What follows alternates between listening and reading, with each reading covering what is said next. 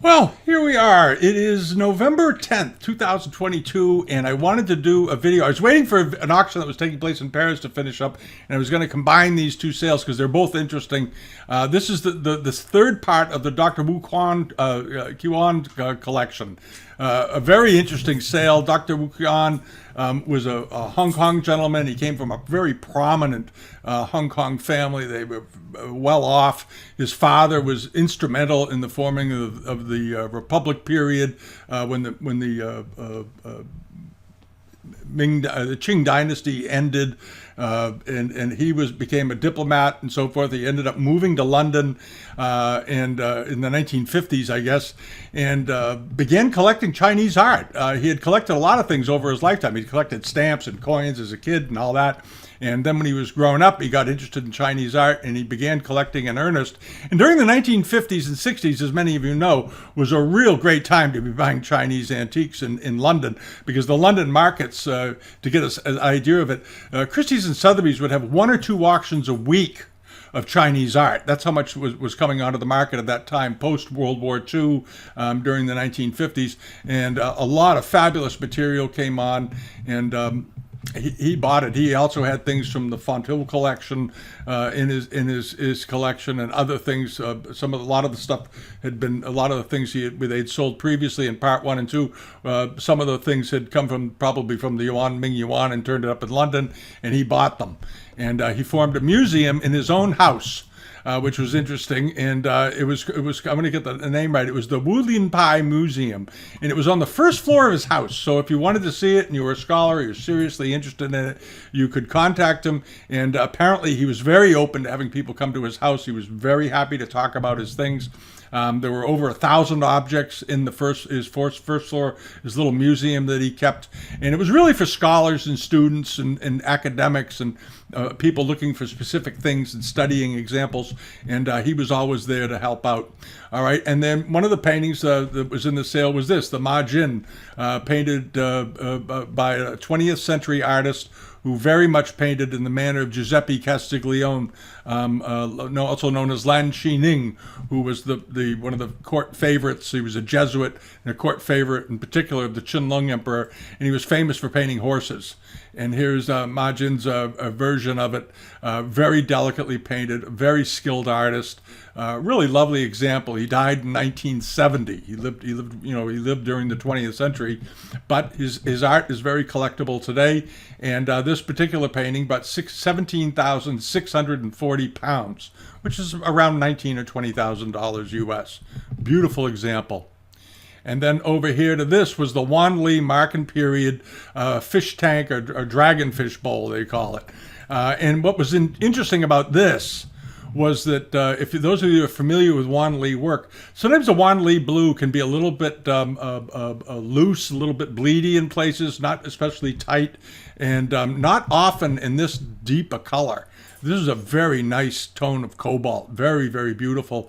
And you'll notice that above here, this area that's decorated with the yellow enamels has a very fine outline in blue, and then they filled it in with the enamels over it once the blue was set. And here it is, very tight, very neat throughout, all of it.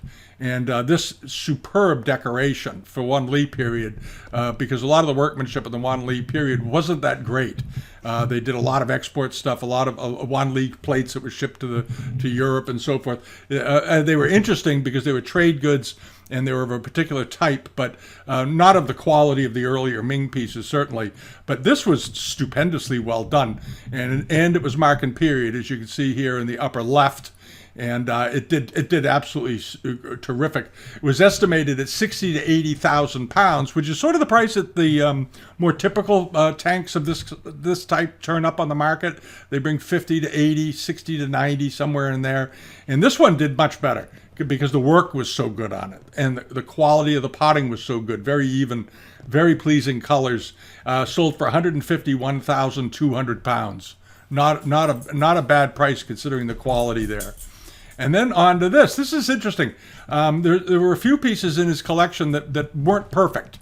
And even though there was, during the 90s and in the 2000s, there was this 2010 up to 2012, 13, 14 in there, there was this sort of fanaticism for only perfect pieces among the Chinese collectors. And now what we're seeing is that all the perfect pieces, a lot of them have been absorbed into museums and into private collections that aren't going to come back onto the market anytime soon. So this piece had some restoration to it. The bottom of it, you'll see this black area across the bottom right here. All right, something happened there. The bottom of this may have been knocked off and it got reattached a long time ago. That's an old grungy repair. That's not something anybody did in the 20th century to fix something. This was something that was done, several hundred years ago. And the top of the vase had been cut down. You'll notice that the dragon, for example, that's coming down here, he disappears up into nothing, because originally this vase would have come up another inch or two. And so the decoration could have completed. And in this case, it didn't. It probably got damaged. It got knocked over. Something happened to this vase because the bottom is repaired and the top is cut and ground. All right. And it wasn't that long ago, pieces like this nobody really wanted. And I'm going to bet that if Dr. Kiuan bought this back in the 50s or 60s, he probably bought it for $30 or $40 at the most. Because it would have been basically sold as a lamp part at that time, to be made into a table lamp perhaps. But it was beautifully decorated. That's what sold this. If you forget the damage, look at the quality of the work, the quality of the enamels, the quality of the cobalt. Just a wonderful device. These wonderful devices on these flanges coming off the body, very early, the kind of flanges you see on early bronzes, Shang bronzes, that kind of thing. And here they've applied a similar style onto a piece of porcelain, but beautifully done. And I love the lion masks on it. And I think this is something you're going to see more of. You're going to see more and more acceptance among collectors from mainland China for pieces that aren't necessarily perfect. All right, Lord knows if you go into the major museums, the Met or the Guimet or the MFA in Boston or other museums around the world, you'll see lots of huge, rare, spectacular pieces that have been damaged and repaired. It's very common. And this one was estimated modestly at 5,000 to 7,000 pounds due to the condition. And the audience wasn't having that, and they paid 50,400 pounds for it. All right, which is a signal. It's a signal that things are starting to change. I think they should. I've said it before many times that I would rather own a damaged great piece than a mediocre perfect piece. All right, and then over to this, the Qianlong period peach form Cloisonné. This was a really interesting thing, and a very unusual form. And here it is. It's an upside down peach inscribed, and it's got some interesting coloring. It's got this very nice soft pink that you don't see very often, and this beautiful turquoisey green. And then the whole thing is supported by a double gourd vase with gilded handles, and then down here to a disc, and then a flared sort of flange step base. But wonderful quality all the way up. And it was given a very, very modest estimate, I thought, of 10,000 or 15,000 pounds, and it didn't even get there. It ended up selling. Here's the back of it. There you go. There's a flat panel back on it. There's a detail of it. Sold for 7,560 pounds, British pounds, which I think was an excellent buy. So it went for 30% below its low estimate, and it also is a signal to the audience that if there are reserves in the sale, they're very modest, very, very modest. All right, but a wonderful piece of cloisonné. And then over to this, the iron red 18th to 19th century bottle vase. It was around 16 inches tall with his Kiuans decorated onto it here, but very delicately painted. Very, very, very delicately painted in underglaze red, which is a difficult color, as you all know, to work with because the temperature has to be absolutely perfect and the atmosphere in the kiln has to be absolutely perfect, or all this iron, all this copper red will do what copper does when it gets exposed. It'll oxidize and turn green. And technically that's a misfire. This did not turn green anywhere that I can see. Just an absolutely great piece of porcelain. And they dated it to 18th to 19th century because there was very little difference between the potters working at the end of the Qianlong period and into the early 19th century during his son's reign, the Jade Emperor. The potters that were working in the 1780s and 90s were most likely still working, making pots and things, 20 years later during the next reign. So they often the auction houses, you'll see this 18th or 19th century. They're not saying that it was made sometime between 1700 and 1890. They're saying it's the message here is it was made sometime between probably 1780 and 1920 or 1820 rather. And there's a wonderful photograph of the base. That's what it should look like. And that foot rim could be Qianlong, it could be Jiaqing. There's not much difference. But again, you get a sense of the decoration on this. It was really, really great. And what did it bring? It brought $12,600. It brought right in the middle of its estimate. An absolutely great piece of porcelain, though, and good size. A nice presentation size. 16 and a half inches. That's what I thought. Something like that. And he doesn't say where he got it. A lot of his things in the provenance is his name, and then the Wulin Pai Museum, which is where he put it. And the museum was started in 1968. So the ownership, for some reason, probably maybe they set up a corporation for it or some sort of organization for it, a tax-free organization. So they technically it changed ownership as soon as it entered the museum. And then over to this, a seal Marken period Qianlong vase. This was an interesting vase. It was estimated at just 5,000 to 8,000 pounds because I think there were some issues with the cobalt enameling down here. You can see it seems to have a few little blisters on it. All right, but lots of gilding, these beautiful lotus devices, and these Buddhist beads around the top. And it's a very unusual color palette, really unusual. Very, very unusual. And it was signed on the bottom as a Qianlong seal mark on the bottom, and it was done in gold. And you don't see gold seal marks very often. There is a similar example to this in the Palace Museum in their collection. Might even be the mate to it, I'm not sure. But this was a terrific example. The gilding on the rain mark is a little bit worn off in places, as you can see, but it's there. And that's really all that counts. And it ended up doing a heck of a lot better than the $5,000 to $8,000 estimate. It went for $151,200, and I think it was even despite the firing issues to do with the enamels, which seems to be fairly evident here on the blue on the lotus here. It's outlined in gold and so forth, but the enamels look like they've blistered and puckered up a little bit. But it's a very, very rare bird. And I think that if you look around, you're not going to find other copies of it anywhere outside of institutions. All right, and then on to this. The great things come in small packages. This is a fabulous little dish. Qianlong seal mark period and all that.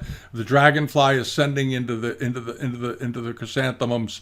But the shading of the chrysanthemums were just absolutely beautiful. Beautiful pink-tipped petals, and then fading into white enamels, and these nice green leaves floating around it, and that turquoisey blue and the slightly light, almost like a celery green, and of course the dragonfly coming in. Very auspicious stuff. Very, very nice Snow White porcelain, and it was estimated at 60 to 80,000 pounds. These particular plates are very rare. They were made early in the Qianlong period.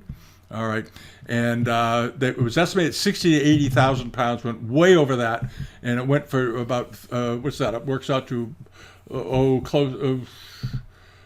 3 times the high estimate, 239,400 pounds. And like I said, it was small. This was 5 3/8 inches in diameter, about the size of a teacup saucer. Very, very little, but great quality. And then, speaking of great quality, you had this fabulous ghee glazed or crackle ghee type moon flask, Yongshen period, and with the mark on the bottom. There it is. And this was an excellent vase. And what really stands out on this, well, a couple of things stand out on this. One is the potting of it is beautiful. The way it's potted, it's just great form all the way up, top to bottom, nearly perfect, is perfect. And the crackle glaze was very, very evenly laid out. And that is, they don't control how the crackles come out necessarily. They can have some influence on the density of the crackles and so forth. And they've learned that at certain temperatures the crackle will be at a certain width and size of crackle and that kind of thing. But it's never that very predictable. And what they'll do is they'll wipe the piece down with black ink on a rag and so forth while the piece is still warm and the cracks are open, and they'll let them absorb in and then wipe off the excess, and that way you get to see the crackle patterns. And this thing had very attractive patterning. And what also was interesting about it, it wasn't perfect either. If you flip it around, it's got a fairly significant chunk of glaze loss knocked off the bottom, which is interesting because you get a chance to see how thick the glaze was. But this got knocked off. It either got pulled off when they took it out of the kiln, because there's an area here like that, there's an area over here like that, or it got bumped. I don't know which. But the bottom of it looks exactly as it should. There's the foot rim to it. It's been neatly trimmed flat and has this slightly grayish tone to it. When the people are making fakes of these today, this is the color they're trying to achieve. And what happens is they put something on there to create these slightly grayed feet, if that's what their intent is, because some of these ghee wares have it. And they get it wrong, and they're too black, they're too dark, they're too coarse looking. This foot, when you blow it up, if you take a good look at it, you can recognize how smooth that would be if you put your finger on it and just gave it a touch, because that's what it should be. And then there's this little bit of iron oxide running around the inside of the foot, and there's none of it on the outside of the foot because the glaze went right to the bottom, absolutely to the bottom. And this was estimated at 100 to 150,000 pounds, ended up selling for more than twice its high estimate, 327,000. Very nice piece. And then over to this, the aubergine Daoguan period in green enamel ground bowl. This was a nice example. We've seen these before. They make a lot of copies of these. They go through phases making the copies. And I've noticed lately there's a lot of Daoguan stuff turning up on the market. They have lots of transitional wares, copies turning up on the market. They've been making copies of Sung pieces now for the last 20 years in earnest. They're making lots of Guangzhou pieces, what we've talked about many times, because they're so hard to differentiate from the originals from the ones they're making today. Some of the ones they're making today are very, very difficult. The big thing you have to remember about the Guangzhou pieces is they never made that many. The imperial kilns were not turning out boatloads of porcelain.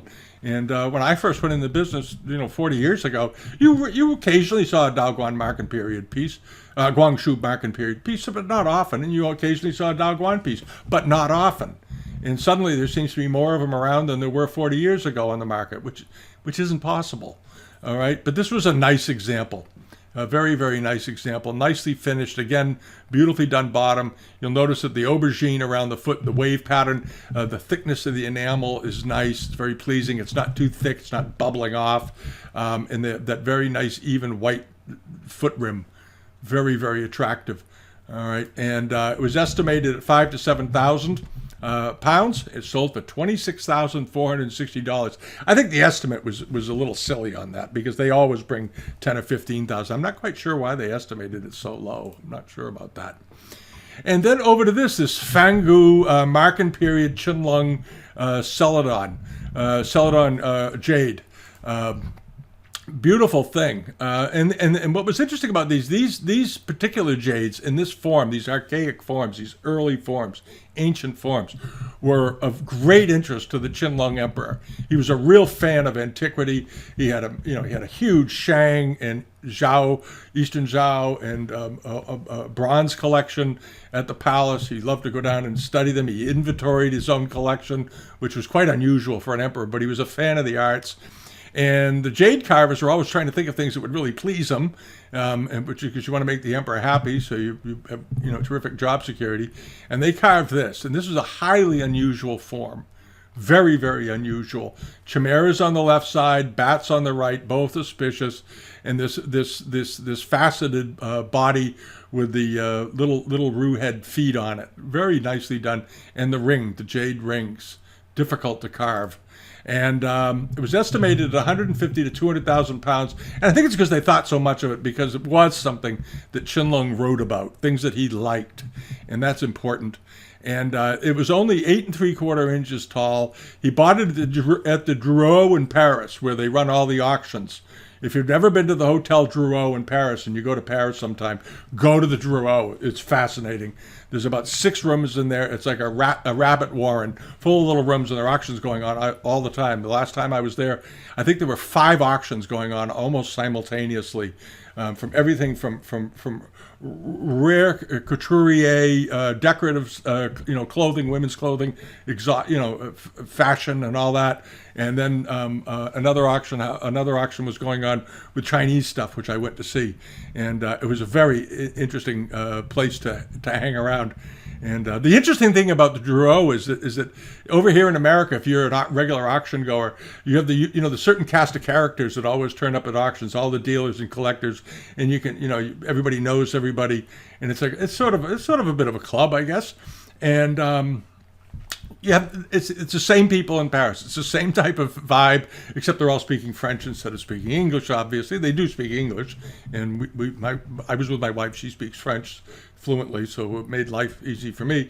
And it was very interesting. It was very interesting to see how they do it. They were all very nice, and they were very nice to me when they found out I was an auctioneer from America.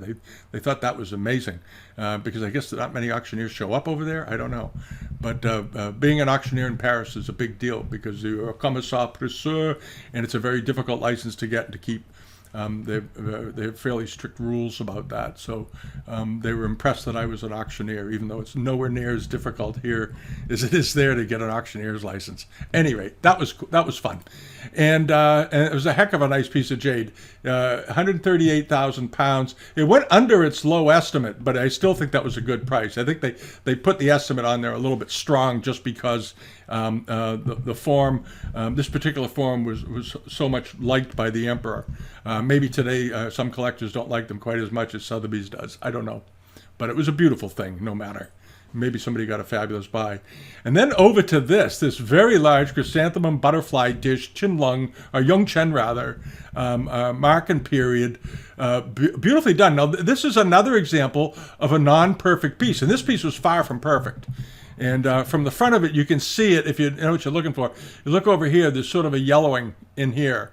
It's a different color, and there's a chip there. All right, and then when you flip the thing over, and you see the back of it, there it is. You see the line right through the middle, and you see these staple marks that used to be in here, the old staple repairs. He apparently bought it, had staples in it. He had the staples taken out and had it professionally restored. And interestingly, if you look up here, you see the porcelain here is very, very white. But then you have this outer area that's yellowed. All right, and this is indications of an old repair. Probably done at the time the staples were put in it, and more of it over here. All right, and that may be covering up all kinds of sins. You don't know what it's covering up. It could just be covering up cracks or something. But it was there's something that went on here. But regardless, in spite of all that, this plate did unbelievably well. Now, it was 20 inches in diameter. It was a beast. That's a beast of a piece of porcelain. Yongchen pieces aren't known for being this big. Most Yongchen pieces are fairly small, very, very beautifully decorated and so forth. But you don't see a lot of massive Yongchen dishes floating around. And this one was estimated at 100 to 150,000 pounds, which is a pretty good estimate for a broken dish that's been restored maybe badly. It sold for 264,600 pounds. All right. And just as an aside on these repairs, if you ever get in the West, these turn up all the time. And one time I got a vase that had a lot of this sort of yellowed enameling on it here and here. And I was wondering how much restoration was underneath it. And so I got some acetone and I cleaned it all off. I wanted to see what it looked like. And what I found was they applied a huge area of this paint sort of to even it out, to cover up one hairline in this case it was on a vase, one hairline on the inside of the neck of the vase, of the mouth of the vase. The whole top of the thing had been painted over. So it looked like the whole top of it had been replaced and repaired. And when I bought it, I think I got it at an auction, because I think the auctioneer said, the whole top of it's been restored. And I went, okay. And when I got it back to the shop, cleaned off all that gunk, and it was just a hairline, literally just a hairline. But whoever had it, they wanted that gone. And probably when it was first done, it was even, the colors matched. But over time, the repair faded, the colors changed, and it turned yellow. All right, just a tip. All right, now, and like I said, 264,000. And then onto this beautiful Feiwa Ming Dynasty seated a Taoist figure.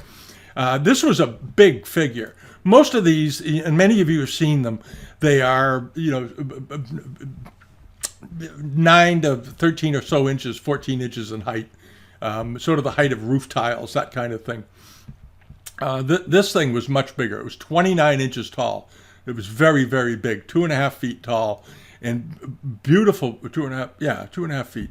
And it was beautifully enameled. The glazing on this was beautiful. The aubergine, this beautiful aubergine, this turquoise, the brown, nicely done in this cream glaze they used on his face, and that very expressive face with his beard coming down.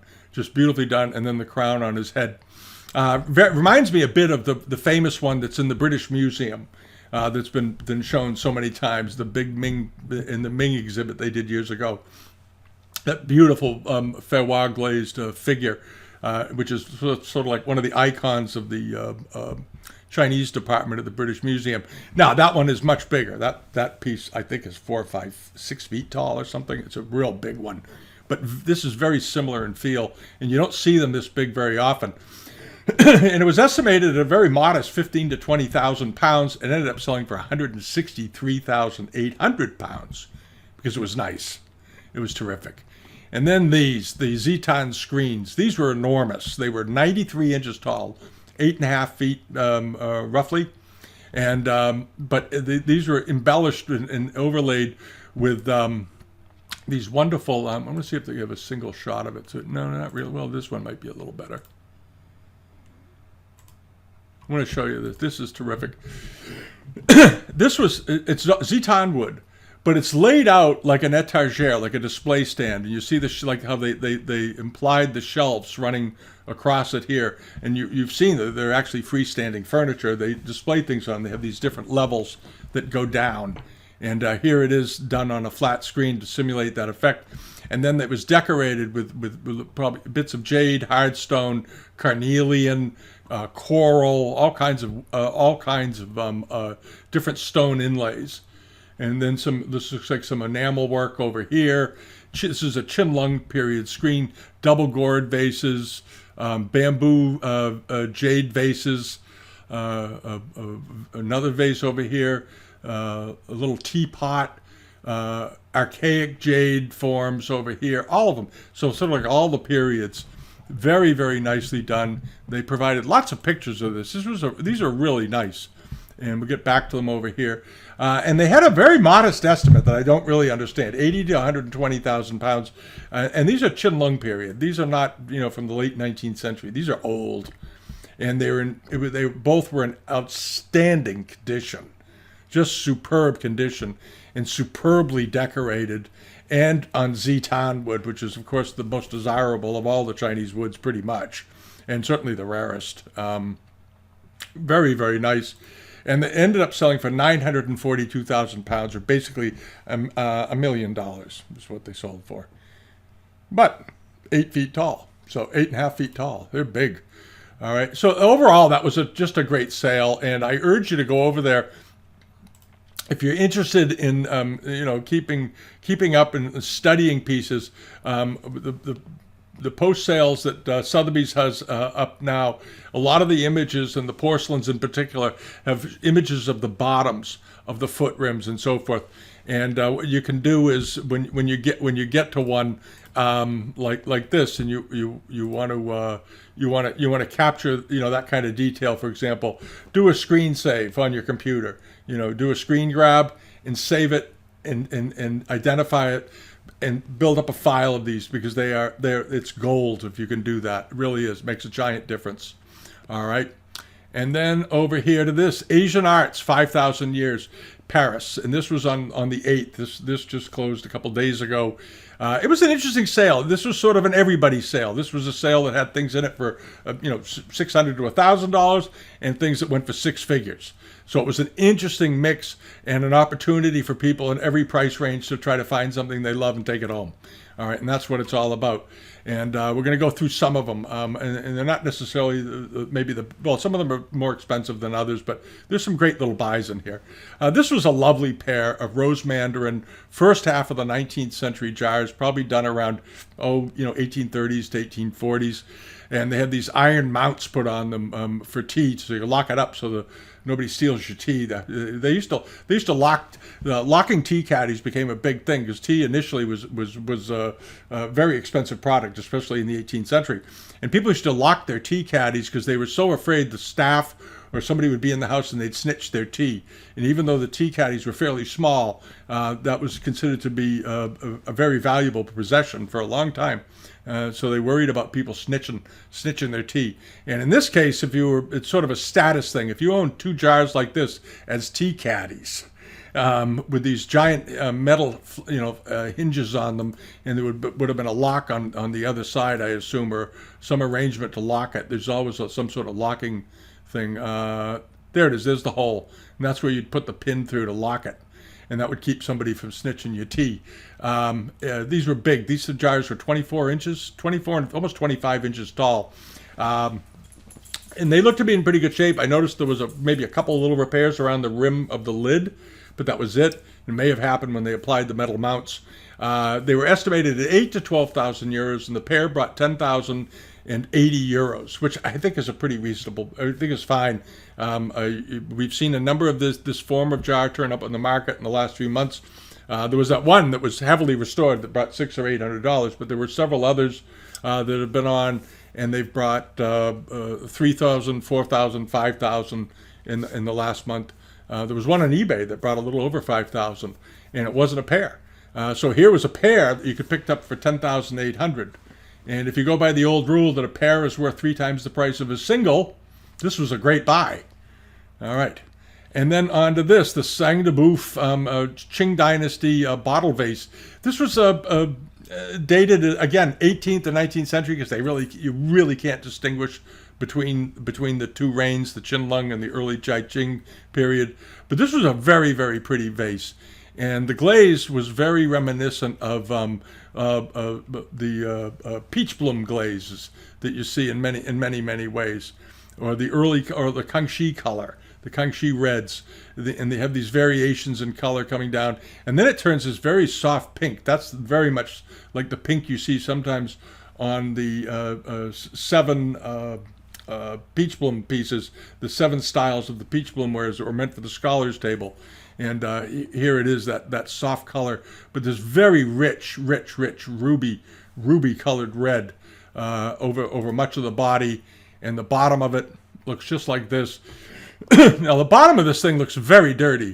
They apparently didn't want to clean it. That's just dirt. It almost looks like these vases were found in somebody's basement, sitting in filth, and they just forgotten about them. That's usually when I was doing auctions, we used to see things like this, and think, you go, let's check the basement. And you'd find things like this sometimes in a basement up against a wall. They got put down there. They had them out with flowers in them. They took the flowers, tossed the flowers, and somebody said, "Oh, just put them in the cellar for now," and because we don't have anything to put in them. And here it is. But the foot rim looks really 18th century to me. So if I had seen this out somewhere, I'd say it was 18th century, not 19th century under any situation. But they examined them, and that's what they came up with. So we'll go with that. But you'll notice the bottom has this nice bluish toned crackle to it. And on the bottoms of these Lang Yao and peach bloom pieces and red decorated wares, you often see either this bluish tone or a bluish tone leaning towards green. Very typical, especially on Kangxi pieces. It's something that you see often. Very, very nice. Anyway, it was estimated at 3,000 to 4,000 euros, and it sold for 13,860 euros. Good value on that, good thing. But monochromes is still remaining very, very, very popular. And then onto this really nice a Wukai Phoenix Bowl, Wutsai Phoenix Bowl, dragon and phoenix dish from the Jiajing period. And you have the dragon on one side. There's another one, an iron dragon. Let's see here.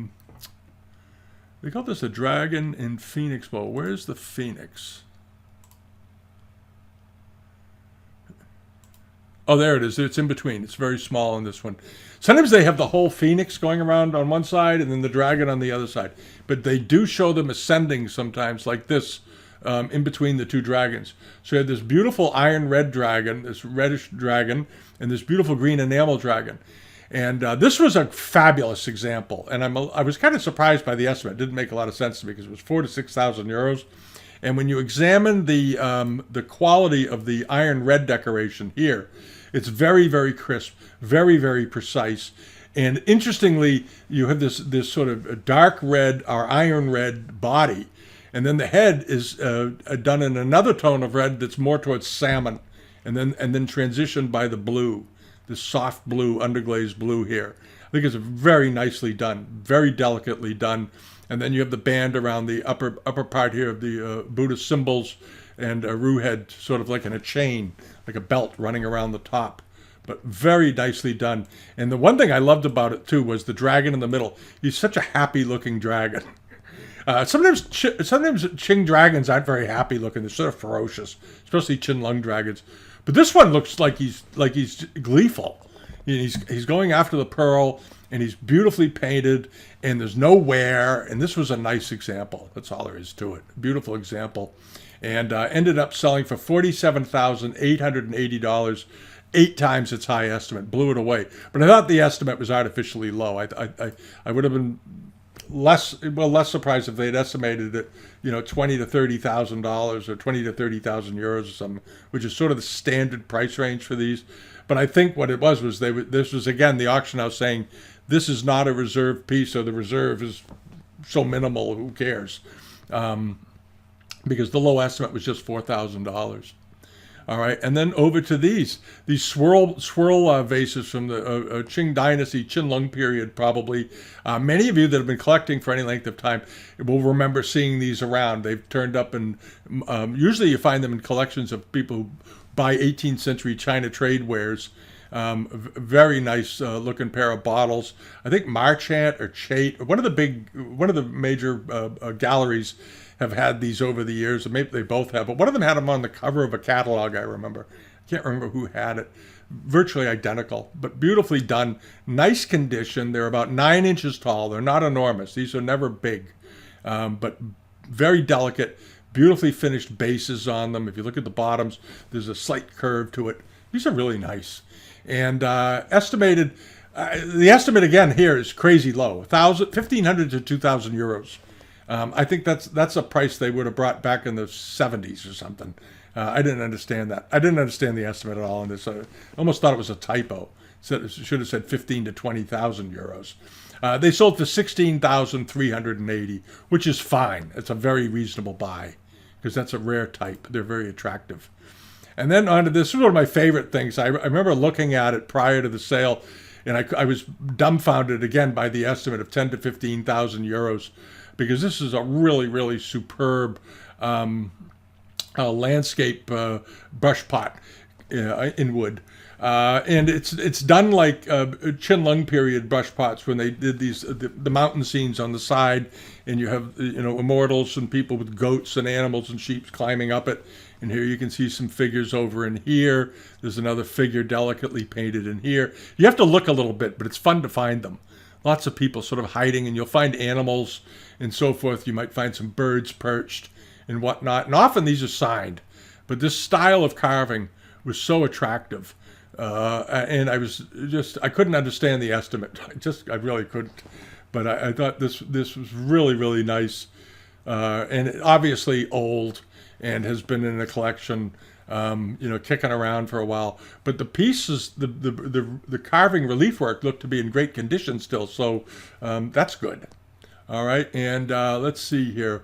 It was estimated at 10 to 15,000 euros and sold for 126,000 euros. Now, you don't see many, wooden, bamboo, or carved wood brush pots bring that much money. That's pretty unusual, but this was a very unusual scholar's object. And I think that when some of the scholars collectors out there saw this, their hearts started pounding pretty hard, because they've never seen one of this quality anywhere for 10 or 15,000 euros. Unless it's like a new copy.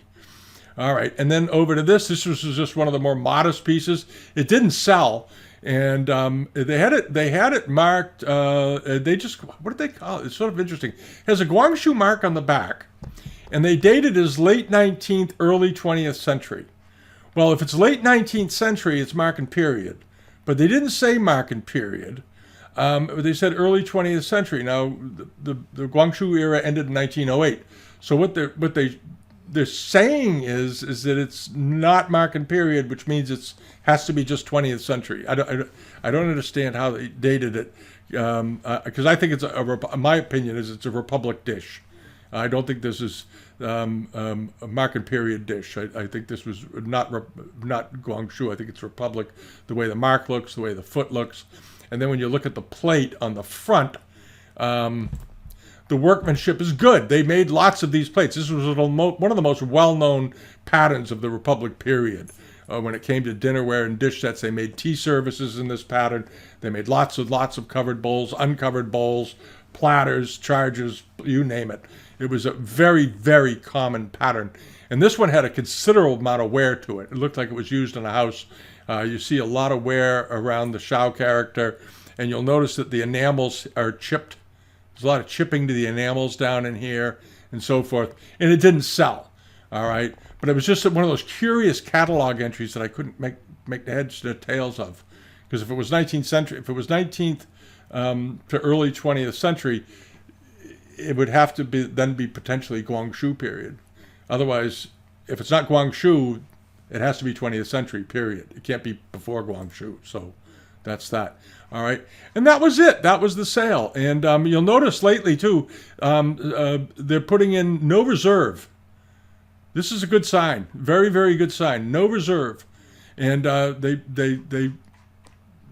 seem to be sticking to it. All right. This was the part one of the sale that they did back. When was this sale? This was back in, what was it, March? Yeah, March 22nd.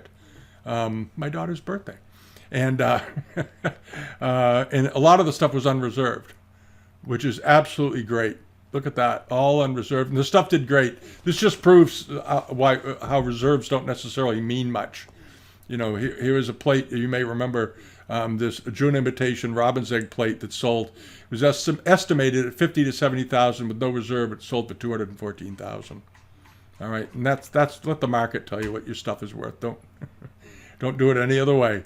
The market will tell you. All right.